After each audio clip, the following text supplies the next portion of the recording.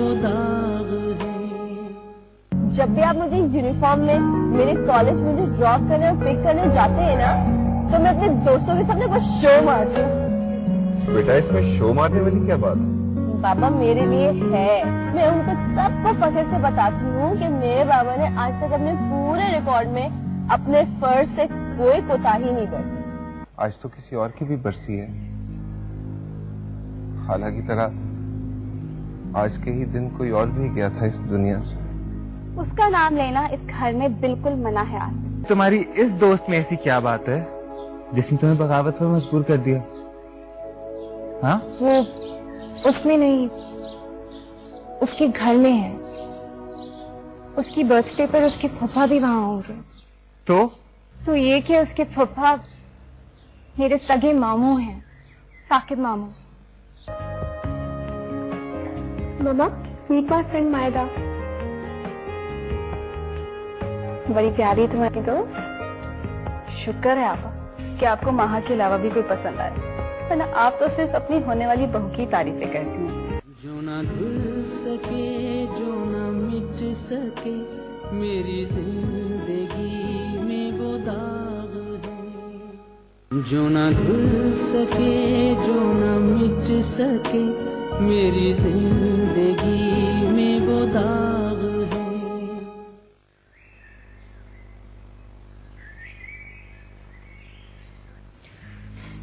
अम्मी, वो आपको बेवकूफ बना गया और आप बन गई। अरे भाई मुझे क्या पता था वो मुझे से झूठ बोलेगा। अम्मी, सवाल ये नहीं है कि उसने झूठ बोला, सवाल ये है कि उसने किसके लिए झूठ बोला? उस लड़की के लिए। गौर करें अम्मी, तारीख फिर अपने आप को दोहरा रही है। इसी तरह इस लड़की की माँ ने मेरे सीधे साधे भोले भाले भाई को झूठ बोलना और धोखा देना सिखाया था। अब वो इमादा कर रही है। अरे भाई पर का कव्वा ना बनाओ, मुनीब को आ तो लेने दो, पता तो करें, पूछे तो सही कि आखिर माजरा क्या है। अम्मी, अब क्या पूछना और क्या बताना रह गया? साफ जाहिर है कि उस तेज लड़की ने मेरे बेटे को पट्टी पड़ा के वरगला दिया कि आज अम्मी वो हमसे झूठ बोल के उसे घुमाने ले गया। बहुत तेज लड़की है वो। क्या कर रही होगी वो? घूम फिर रही होगी, सैरे कर रही होगी। अम्मी,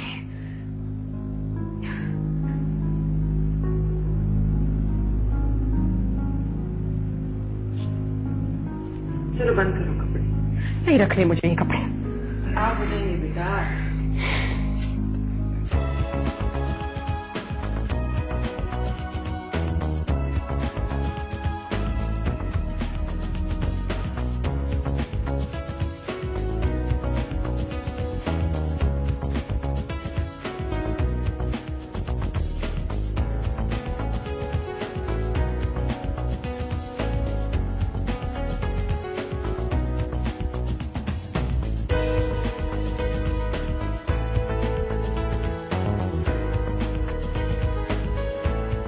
माँ, तुम्हारी ये दोस्त मुझे वाकई बहुत अच्छी लगी है।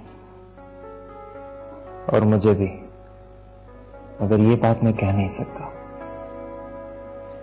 काश मेरा एक नहीं 2 बेटे होते तो तुम्हारे साथ साथ मैं इसे भी अपनी बहू बनाकर ले जाती।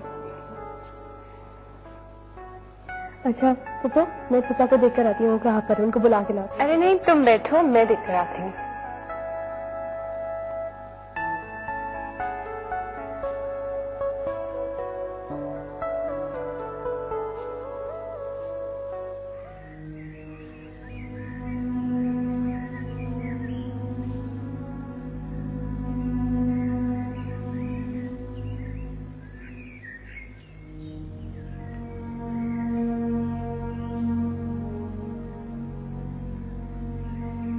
मामू, I'm sorry। अच्छा बेटा, क्या मैं आपको मामू कह सकती हूँ? अखलौते मामू है ना मेरी बेटी के, इसीलिए नखरे दिखा रही हैं। हालांकि मामू भांजियों के लाड उठाते हैं। मैं आपके लिए कुछ लेकर आऊं? No thanks. आपका नाम क्या है? मायदा। मायदा? सब मुझे मधु कहते हैं, आप भी कह सकते हैं। मधु की बच्ची दाल दाल कच्ची। इराम, तुम्हारी बेटी तुमसे भी बहुत ज्यादा तंग करती है भाई।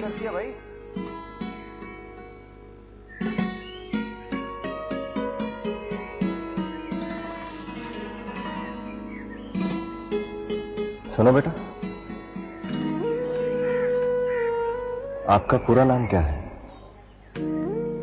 माहिदा जुबैर। मैं आपको अपनी मामा का नाम बताऊं?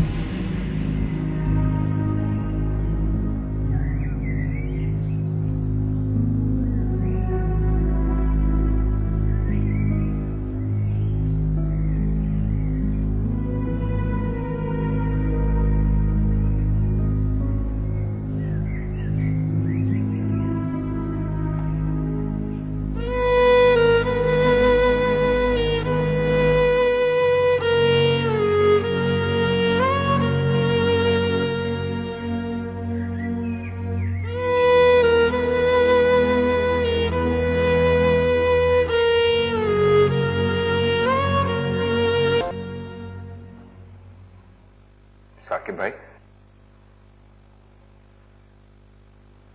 ऐसे क्यों बैठे हैं आप?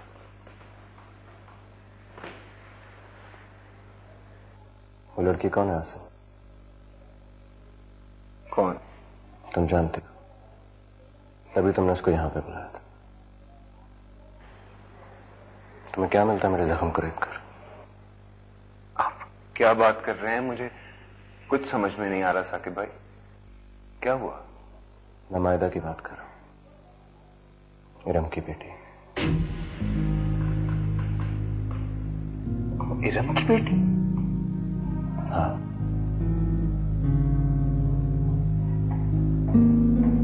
माँ? जी बाबा। बेटा, आपकी दोस्त मायदा किधर है? वो तो अपने भाई के साथ चली गई ना अभी।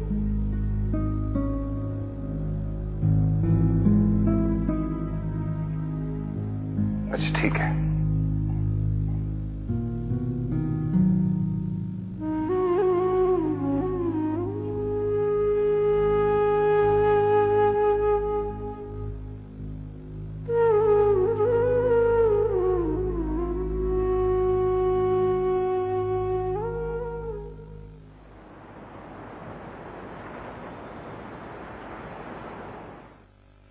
अब तक तो सब सो गए होंगे, आ जाओ। मुझे बहुत डर लग रहा है। अच्छा, अब डर लग रहा है? उस वक्त तो बड़ा शौक हो रहा था मामू के घर जाने का। वो बहुत गुस्सा करेंगी। अच्छा ना, तुम फिक्र नहीं करो। और वैसे भी झूठ तुमने थोड़ी बोला है, मैंने बोला है। मैं संभाल लूंगा, यू जस्ट रिलैक्स, ओके? आ जाओ अंदर, आराम से। लगता है सब सो गए, ये अच्छा हो गया। पप्पू, कहाँ से आ रहे हो तुम लोग? वो निकलो, निकलो मेरे इस घर से। तुम मेरे घर में नहीं रह सकती। मैं तुम्हें इस छत के नीचे एक मिनट बर्दाश्त नहीं करूंगी। मामा, मेरे घर में रहते हुए तुम ये कर रही हो। मेरे बेटे से झूठ बोला के कहाँ गई थी तुम उसके साथ? निकलो मामा। मुनीब, हटो, मामा, हटो, निकलो, निकलो इस घर से। मुनीब, आगे मधु से तुम हटो। ऊपर जाओ, मुनीब, तुम ऊपर जाओ। मधु, क्या कर रहे हो तुम? मामा क्या कर रही है आप उसके साथ? क्या हो रहा है यहाँ? नानो, नानो देखिए मामा क्या कर रही है, इसको घर से निकाल रही है। हम कौन होते हैं इसको इसके घर से निकालने वाले? तो ठीक है, ये इसका घर है ना, रहे इस घर में। मैं मुनीब को लेके चली जाती हूँ। चलो। ओहो, बेवकूफों वाली बातें मत करो। बेवकूफ तो मैं बन रही हूँ। मैं ये समझती थी कि इस पे इतनी सख्तियां, इतनी पाबंदियां लगाने के बाद ये बाहर तो कोई गुल नहीं खिलाएगी, लेकिन ये तो मेरे घर में नकब लगा के बैठी हुई थी। देखिए अम्मी, देखिए इसने कैसे मेरे बेटे को मेरे ही सामने ला खड़ा किया। पुप्पो, मैंने तो खबरदार मत कहो मुझे पुप्पो। मेरे भाई ने तुम्हें कभी अपनी औलाद तस्लीम नहीं किया। वो हमेशा तुम्हें एक अहमकाना और गलत फैसले का नतीजा समझता था। तो फिर मेरा तुमसे क्या रिश्ता हुआ? मेरा तुमसे कोई रिश्ता नहीं है। और मेरा बेटा, इसको क्या पट्टी पढ़ाई है तुमने? क्या कहा है कि ये मुझसे झूठ बोल के तुम्हें इतनी रात को कहीं लेकर गया था और इस वक्त तुम लोग कहां से वापस आ रहे हो? प्लीज मामा, मधु ने मुझे झूठ बोलने के लिए नहीं कहा था, और ना ही इस वक्त तक ये मेरे साथ थी। तो फिर कहाँ थी? किसके साथ थी? मुझे ये क्यों कहा कि सीमा बुला रही है? तुम मुकर क्यों रहे हो मुनीब? अरे अम्मी, अब क्या बात रह गई है जो खुलनी है? साफ पता लग रहा है कि ये लड़की मेरी नाक के नीचे मेरे बेटे के साथ आशिकी माशूकी कर रही थी। नहीं पुप्पो, मुनीब भाई। प्लीज मामा, कैसी बातें कर रही हैं आप? ऐसी बात नहीं है मामा। आप तो फिर कैसी बात है? कैसी बात है बेटा? नहीं बेटा, ये मेरी गलती है। मैं ये कैसे भूल गई कि ये ऐसी माँ की बेटी है जो आशिक रखे बगैर नहीं रह सकती। बाहर मौका नहीं मिला तो मेरे घर में ये तमाशे शुरू कर दिए तुमने। खुदा के लिए मामा, कुछ तो सोच समझ के बोले, क्या बोल रही हैं आप? क्या सोचूं और क्या समझूं? क्या ख्याल करूं? जब इसने ये सब मेरे और जब तुम इसके चक्कर में फंसे और ये सब कुछ किया तो तुमने मेरे बारे में सोचा? अरे बेवकूफ लड़के, इस लड़की के खून में तो वफा और हया है ही नहीं। सारी जिंदगी इसकी माँ मेरे भाई की नहीं बन सकी, ये तुम्हारी क्या खाक बनेगी? खेल रही है तुम्हारे साथ, खेल रही है। नानो, नानो आप प्लीज मामा को मना करें। मधु के लिए कैसे बोल रही हैं आप? देखे कैसे मना करूं? इस वक्त तो लग रहा है जो वो बोल रही है सही बोल रही है।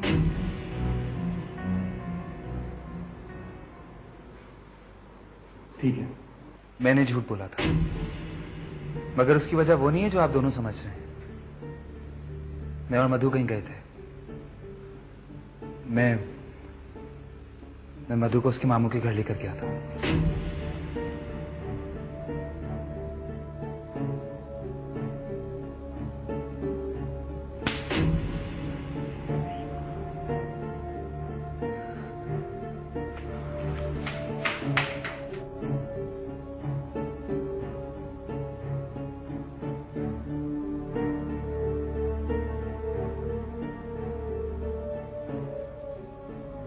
वो बच्ची कितनी मोहब्बत से आप लोगों की तरफ कदम बढ़ा रही है। उसके दिल में आप लोगों के लिए तड़प है, तभी ना उसे मायूस ना करें। उसकी माँ ने हमें मायूस नहीं किया था। किस हक से तुम उसकी तरफदारी कर रहे हो? हक है तो नहीं मामा, लेकिन मैं ये हक लेना चाहता हूँ। जो ना धुल सके, जो ना मिट सके मेरे।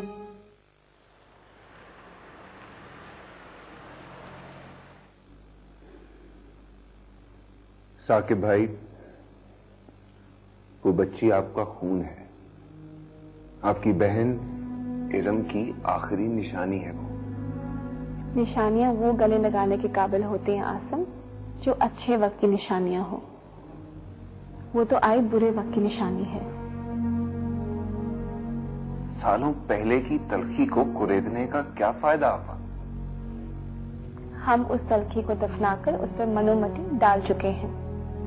कुरेद तुम रहे हो। साकिब भाई, वो बच्ची कितनी मोहब्बत से आप लोगों की तरफ कदम बढ़ा रही है। उसके दिल में आप लोगों के लिए तड़प है, तभी ना उसे मायूस ना करें। उसकी माँ ने हमें मायूस नहीं किया था। उसकी माँ ने किया था ना आपा। इसकी सजा उस मासूम बच्ची को क्यों मिले? क्यों? वो बिल्कुल इरम जैसी, वही आंखें, वही नाक, वही मुस्कुराहट।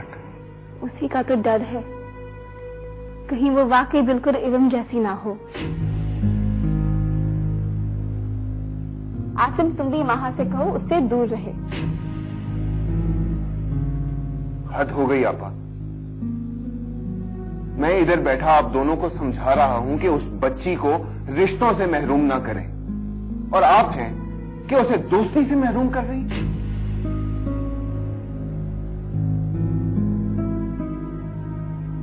साकिब भाई, क्या आपको मायदा की आंखों में वो मोहब्बत, हसरत और महरूमी नजर नहीं आती? मुझे एक बात का जवाब दें आप। क्या उस बच्ची का हक नहीं है कि वो आप लोगों की मोहब्बत पाए?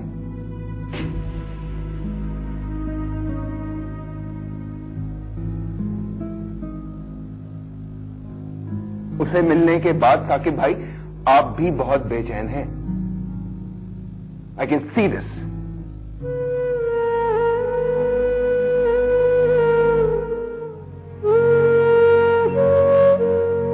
बेहतर यही होगा कि माजी की तमाम तलखियों को, गलतियों को भुलाकर अपनी और उस बच्ची की बेचैनी को खत्म कर दें।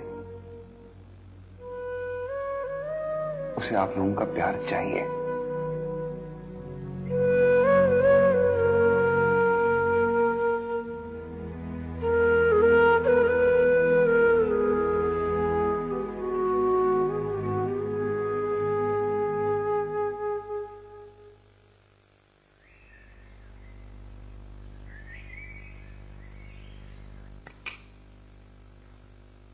हद होती है अम्मी। क्या मायदा के ननियाल वाले वो वक्त भूल गए जब वो ना तो इरम की काली करतूतों को एक्सेप्ट करने के लिए तैयार थे और तो और उसकी लाश लेने के भी रवादार नहीं थे। उसकी काली करतूतों की जिम्मेदारी कबूल नहीं कर रहे थे। अब मायदा के दावेदार कैसे बनते हैं ये? प्लीज मामा, क्यों पुरानी और तकलीफदेह बातें फिर से छेड़ी हैं? बेटा नई बातें कोई कम तकलीफ दे नहीं है। और तुम्हारा क्या चक्कर चल रहा है जो तुम माँ और नानी से झूठ बोल रहे हो? अम्मी ये बात मामूली नहीं है। आप कुछ करें और भेजें मायदा को उसके मामू के घर। कैसे भेज दूं? तुम जानती हो जुबैर को ये पसंद नहीं है। अच्छा अम्मी, जुबैर तो ये भी नहीं चाहता था कि मायदा के सर पे उसके ननियाल वालों का साया भी पड़े, लेकिन क्या वो तो छुप छुप के उनसे मिल रही है। और जुबैर तो ये भी नहीं चाहता था। प्लीज मामा, आप ऐसा कुछ नहीं करेंगी। आप प्लीज मामू को नहीं बताएंगी और ना ही मायदे पर उल्टे सीधे इल्जामात लगाएंगी। तुम कौन होते उसकी वकालत करने वाले और माँ को ये बताने वाले कि उसे क्या करना चाहिए और क्या नहीं? किस हक से तुम उसकी तरफदारी कर रहे हो? हक है तो नहीं मामा, लेकिन मैं ये हक लेना चाहता हूं। क्या मतलब? मैं मधु से अनु और मधु की शादी मुझसे करवाते हैं।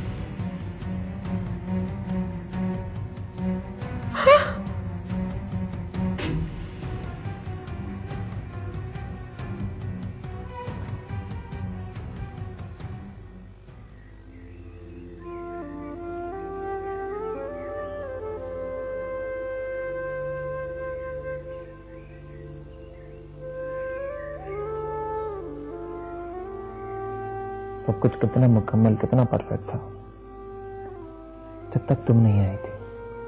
तुम्हें देखने के बाद मुझे एहसास हो रहा है कि मेरी जिंदगी में किसी चीज की कमी है, लेकिन अफसोस यह एहसास होने के बाद भी मैं ये कमी पूरी नहीं कर सकता। मुझे अब सारी उम्र नामुकम्मल रहना, क्योंकि अपनी जिंदगी में तुम्हारी कमी पूरी करने के लिए मुझे इन सब चेहरों से मुस्कुराहट झेलनी पड़ेगी।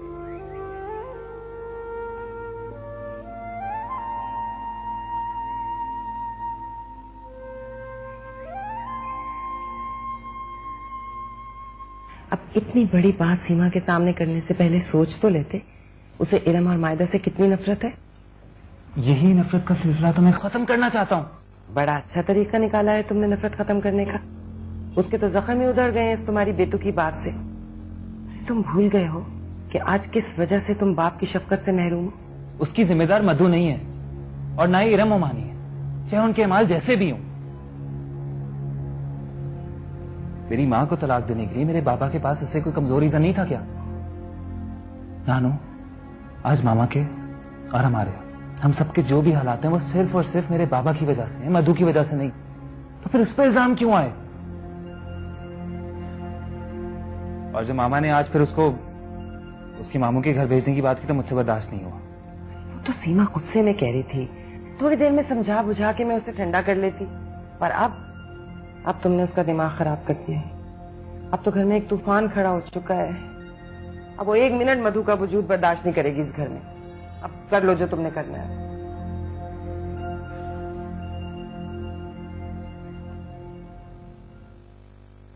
पापा प्लीज प्लीज प्लीज अपना फैसला बदल दो। मायदा बहुत अच्छी लड़की है, उसके लिए अपना दिल नरम कर ले। मैं नहीं जानती माजी में ऐसा क्या हुआ होगा जो आप अपनी बहन से इतने नाराज हैं, लेकिन उस टाइम पे तो मायदा बहुत छोटी होगी। इस सब में उसका क्या कसूर है? महा, इसका कोई कसूर नहीं है। ना हम इसे नफरत करते हैं, मगर मायदा की वजह से इरम से हमारी नफरत दोबारा ताजी हो सकती है। मैं साकिब को दोबारा परेशान नहीं कर सकती। वो बड़ी मुश्किल से इस तकलीफ को भुला पाया है। फूफा जान, मैं नहीं जानती माजी में ऐसा क्या हुआ होगा। हो सकता है वो वजह बिल्कुल सही हो आपकी नाराजगी की, लेकिन माफ कर देना तो अल्लाह ताला को अच्छा लगता है ना। इससे आप लोगों को भी सुकून मिलेगा दिल को, और अगर आप उसके सर पे हाथ रख देंगे ना तो मायदा को भी बहुत सुकून मिलेगा। तुम वाकई आसिम की बेटी हो, बिल्कुल उसी की तरह बात है। तो मैं जाऊं उसको लेने? जाओ।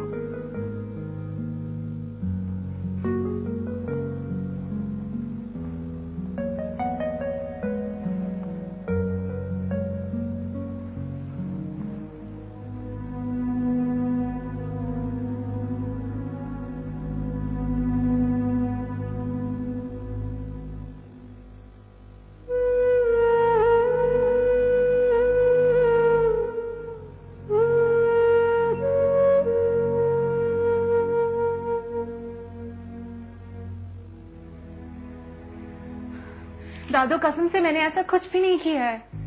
तुम्हारी शह के बगैर मुनीब इतनी बड़ी बात अपने मुंह से नहीं निकाल सकता। मधु, इससे बेहतर था कि मैं तुम पर पाबंदियां ही न लगाती, तुम घर से बाहर कहीं मुंह काला कराती। कम से कम मेरी बेटी को तो एक बार फिर धचका न लगता। मैं पप्पू से माफी मांग लूंगी, मैं उन्हें कह दूंगी कि जैसा मुनीब भाई कह रहे हैं वैसा कुछ भी नहीं होगा। खबरदार, उसके करीब भी मत जाना, या वो खुद को खत्म कर लेगी या तुम्हें मार देगी। इतनी खराब हालत हो रही है उसकी। तुमने तो मेरी तरबियत ही डुबो दी, मुझे तुमसे ये उम्मीद नहीं थी। दादू आप मेरा यकीन करें, मुनीब भाई ने आज तक मुझसे ऐसी कोई भी बात नहीं की। उन्होंने ऐसा क्यों कहा ये मुझे नहीं पता। इस बात का यकीन न मुझे है न सीमा को। मुनीब घर छोड़कर जाने को तैयार है। सीमा जहर खाने के लिए बैठी है और सिला के ससुराल वाले तारीख लेने आ रहे हैं। इस सारी सूरत हाल की जिम्मेदार तुम हो मधु। दादू दादू प्लीज, दादू मेरी बात तो सुन लें। दादू प्लीज, दादू।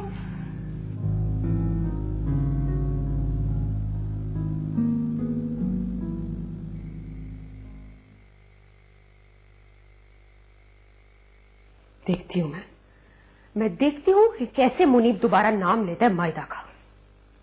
आपको तो बहुत शौक हो रहा है ना इस घर में शादी के हंगामे जगाने का, तो कर क्यों नहीं देती भाई की शादी उससे? फजूल बातें करने की जरूरत नहीं है। मुनीब की मायदा से शादी किसी सूरत नहीं हो सकती। हद है, मैं शादी करना नहीं चाहती और आप मेरी शादी जबरदस्ती कराने पर तुली बैठी हैं। भाई करना चाहता है तो आप उसे धमकियां देकर रोक रही हैं। आखिर आप हर एक पर अपनी मर्जी क्यों चलाना चाहती हैं? बहुत जबान नहीं चल रही तुम्हारी, बकवास बंद करो। करती हूँ तुम्हारा कुछ। आ रहे हैं ना तुम्हारे ससुराल वाले, इसी महीने डेट रखती हूँ तुम्हारी शादी की।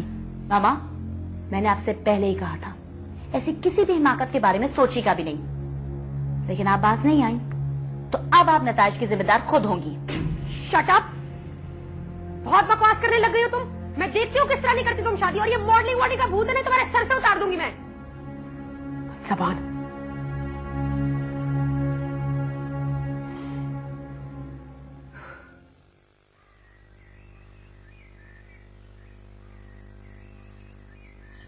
मधु, मधु मेरी बात सुन। प्लीज मुझे जाने दें। मधु इधर आओ, मुझे तुमसे बहुत जरूरी बात करनी है। अगर पप्पू ने आपको मेरे साथ देख लिया तो वो बहुत गुस्सा होंगी। अब सारी जिंदगी उन्होंने तुम्हें मेरे साथ ही देखना है। आप बहुत फजूल जिद कर रहे हैं। दिल तो जिद करता ही है ना, और उसे पूरा करना होता है। अगर आप ये सब कुछ मुझसे हमदर्दी में कर रहे हैं तो आपकी ये हमदर्दी मुझे बहुत महंगी पड़ने वाली है। बेवकूफ लड़की हो तुम। मैं ये सब कुछ तुम्हारी मोहब्बत में कर रहा हूँ, इडियट। प्लीज ऐसा मत करें। मैंने क्या सारी जिंदगी कम नफरतें सही हैं जब आप मेरे लिए ये मसला खड़ा कर रहे हैं? ये आखिरी आजमाइश है मधु, बस एक बार मधु, तुम मामा और नानों के सामने डट जाना। तुम्हें कितना भी प्रेशराइज करें, कितनी भी धमकियां दें, तुम कमजोर मत पड़ना। मैं तुम्हें कुछ नहीं होने दूंगा मधु, आई प्रॉमिस। मैं तुम्हें कुछ नहीं होने दूंगा। मैं हूं ना तुम्हारे साथ। तुम प्लीज इन सब का मुकाबला करो। आप नहीं जानते खुद पर कीचड़ उछलते देखना कितना मुश्किल काम है। यकीन करो मधु, एक मोहब्बत और खुशियों भरा मुस्तकबिल हमारा मुंतजिर है। मैं तुम्हें इन सब बातों से बहुत दूर ले जाऊंगा। तुम बस मेरा साथ दो, डट कर मुकाबला करो। तुम भी नानों को कह देना कि इस फैसले में तुम भी शामिल हो। लेकिन मैं कुछ नहीं, मैं जा रहा हूं नानों से बात करने। मुनीब भाई, मुनीब भाई।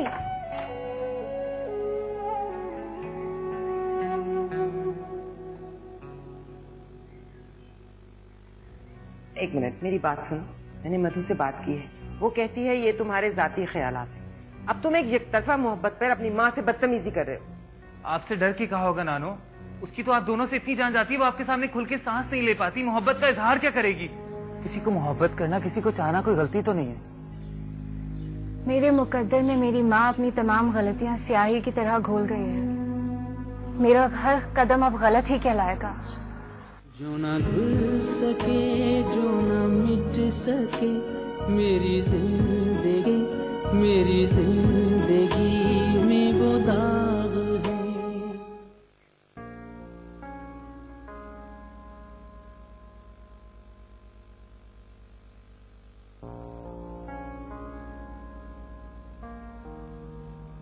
ये आखिरी आजमाइश है मधु।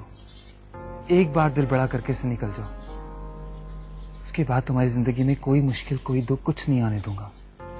मैं वादा करता हूं तुमसे। मैंने हमेशा सीमा के सामने तुम्हारी सफाई पेश की, यही दावा किया कि मेरी तरबियत तुम्हारी जात पर इरम की परछाई भी नहीं पड़ने देगी, मगर तुमने मुझे गलत साबित कर दिया। पता नहीं कब से तुम सीमा को नीचा दिखाने के लिए ये जाल बुन रही थी।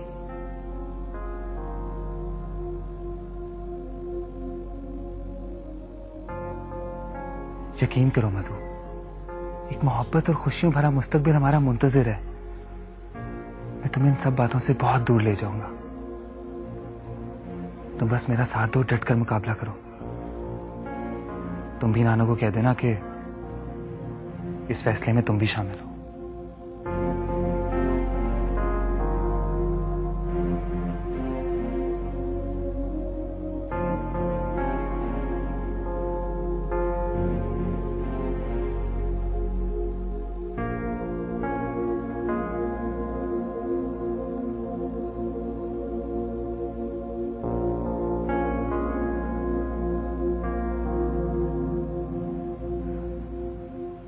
मोहब्बत और खुशियों भरा मुस्तकबिल,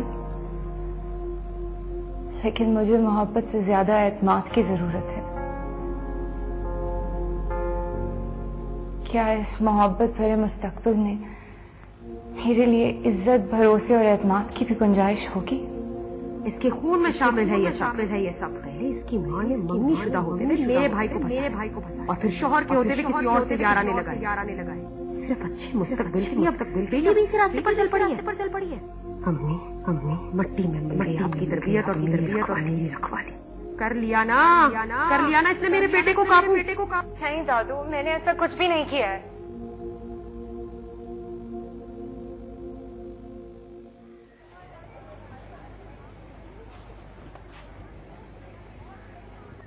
कितनी खराब हो मायदा, तुम्हें जब पता था तुमने मुझे बताया क्यों नहीं? क्या? यही कि हम दोनों दोस्त नहीं, कजिन्स भी हैं। तुम्हें पता मुझे कितनी खुशी हो रही थी जान के। लेकिन कुछ लोगों को ये जान के बहुत दुख हुआ। फूफा जान को, उनको थोड़ा सा शौक लगा ये जान के, लेकिन शौक किस बात का माँ? क्या मेरा हवाला इतना तकलीफ दे उनके लिए? एक मैं हूँ कि उनसे मिलने के लिए घर में रिस्क ले रही हूँ, झूठ बोल रही हूँ। तुम्हें पता है कितना बड़ा फसाद खड़ा हुआ है हमारे घर में इस बात पर? कैसा फसाद? वो छोड़ो, वो मेरा मसला है। तुम्हारा और मेरा मसला अब अलग अलग नहीं है। हम सिर्फ दोस्त नहीं, कजिन्स भी हैं। और तुम ये जानते हो कि तुम्हारे मामू को ये जान की कितनी खुशी हुई, वो भी तुमसे उतना ही मिलना चाहते जितना तुम मिलना चाहती थी। वाकई? हाँ वाकई। और तुम्हें पता है, मामू सारी बातें पुरानी भुला के नए सिरे से रिश्ता जिंदा करना चाहते हैं।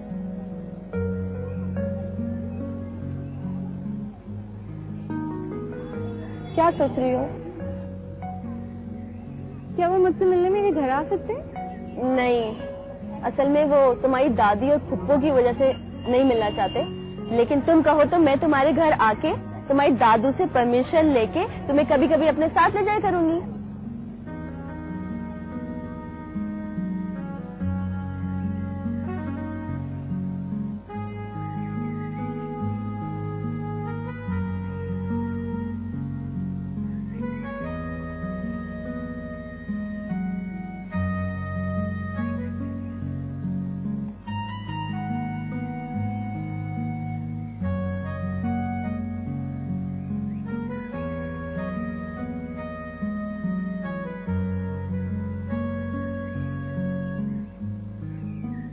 इस तरह जिद करने का कोई फायदा नहीं है। आप लोग बेटे से भी हाथों बैठेंगे।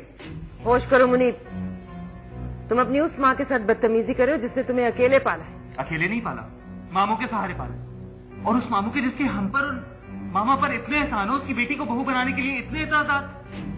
वो सिर्फ जुबैर की बेटी नहीं है, इरम की भी बेटी है। आप ये बात इस तरह भी कह सकती हैं मामा की वो सिर्फ इरम मानी की नहीं, जुबैर मामू की भी बेटी है। बेटी? कैसी बेटी? वो बेटी जिसकी वजह से मेरा भाई दर बदर की ठोकरें खा रहा है। ठीक है, मैं मधु को लेकर यहाँ से चला जाता हूँ, आप शौक से मामू को बुला लें। देख रही है अम्मी, देख रही है कि इस आवारा लड़की ने मेरे बेटे को मेरे खिलाफ इतना वर्गला दिया कि वापिस से मुझे छोड़ के जाने की बातें कर रहा है।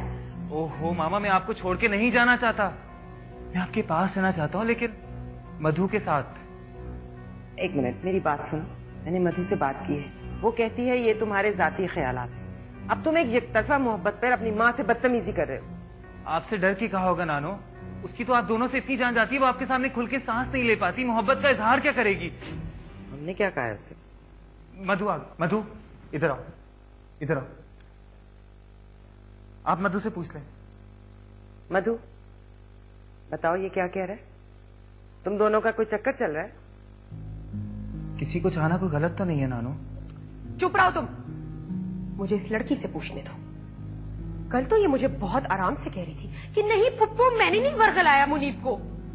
अब मैं देखती हूँ ये कैसे मेरे सामने ये बात कबूल करती है। मामा ना इसने मुझे वर्गलाया और ना उकसाया, आप हमारे रिश्ते को गलत नाम दे रही हैं। मधु मधु प्लीज तुम एक बार इनके सामने कह दो कि तुम मुझे उतना ही चाहती हो जितना मैं तुम्हें चाहता हूँ। प्लीज एक बार कह दो, डरो मत, प्लीज एक बार हिम्मत कर लो, सब कुछ ठीक हो जाएगा, मैं सब कुछ संभाल लूंगा। मधु प्लीज एक बार कह दो।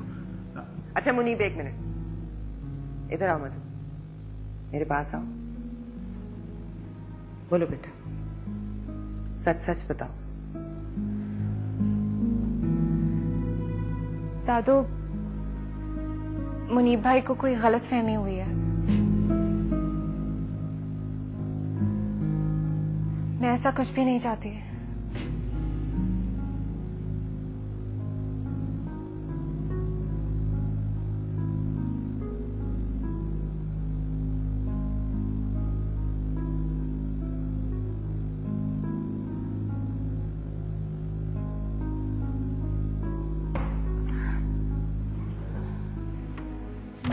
बस थी मेरी उड़ान की कि मैं हर सितारे को छू ये आप मुझे किस मुसीबत में छोड़कर चली गई हैं? मेरी ख्वाहिशों को कैसे आपके लगाए हुए धब्बों को मिटाऊंगी? किसी ऐसी धारे को छू सकूं, कैसे सबका एतमान जीतूंगी? न चमकते चांद की रोशनी, न ही दिल का जलता चिराग है, जो न धुल सके, जो न मिट सके, मेरी जिंदगी में वो दाग है। तुमने बहुत बुरा किया मधु, बहुत बुरा। बुरा तो होने जा रहा था, मैंने रोका है। तुमने अपने रास्ते में आने वाली खुशियों को रोका। नहीं, मैंने खुद पर उठते हुए पत्थरों को रोका है। कुछ दिन की बात थी मधु, सब लोग सब कुछ भूल जाते।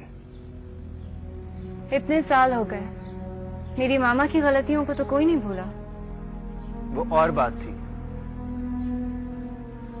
और वैसे भी किसी को मोहब्बत करना, किसी को चाहना कोई गलती तो नहीं है। मेरे मुकद्दर में मेरी माँ अपनी तमाम गलतियां स्याही की तरह घोल गई है। मेरा हर कदम अब गलत ही कहलाएगा। मेरा हर जायज नाजायज होगा और हर हक नाहक होगा। और ये जो तुम अब कर रही हो, मेरी मोहब्बत को ठुकराने से तुम्हें लगता है सब आकर तुम्हें मेडल पहनाएंगे? कम से कम फुप्पो और दादू को इस बात का यकीन तो दिला सकती हूँ ना मैं कि मेरे अंदर खोट नहीं है। अगर उनको मुझसे ये तवक्को है तो उनकी ये तवक्को पूरी करके क्या मैंने गलत किया है? उनको हर वक्त मुझसे डर लगा रहता है। मेरे हर कदम को वो शक की नजर से देखते हैं। कम से कम अब तो इत्मीनान दे सकती थी ना मैं उनको। तुम्हारी गलत फहमी है मधु, अभी भी वक्त है, निकल आओ इस गुमान से। उस चीज के लिए खुद को बर्बाद मत करो जो तुम्हें नहीं मिल सकती। और प्लीज मेरी मोहब्बत से ऐसे मुंह मत फेरो जिसकी तुम्हें सबसे ज्यादा जरूरत है। मुझे मोहब्बत की नहीं, मुझे एतमाद की जरूरत है जो किसी ने मुझ पे नहीं किया।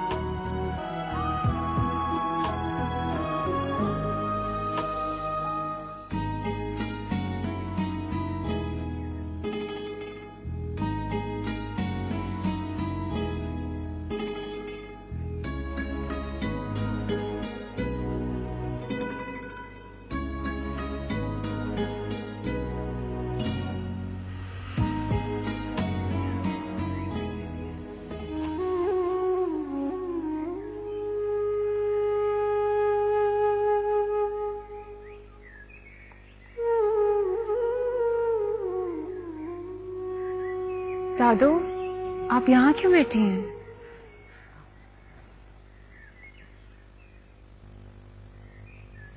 दादू, अब तो आप खुश हैं ना? अब तो आपको यकीन आ गया ना कि आपकी तरबियत जाया नहीं गई? मेरी साबिर शाकिर बच्ची।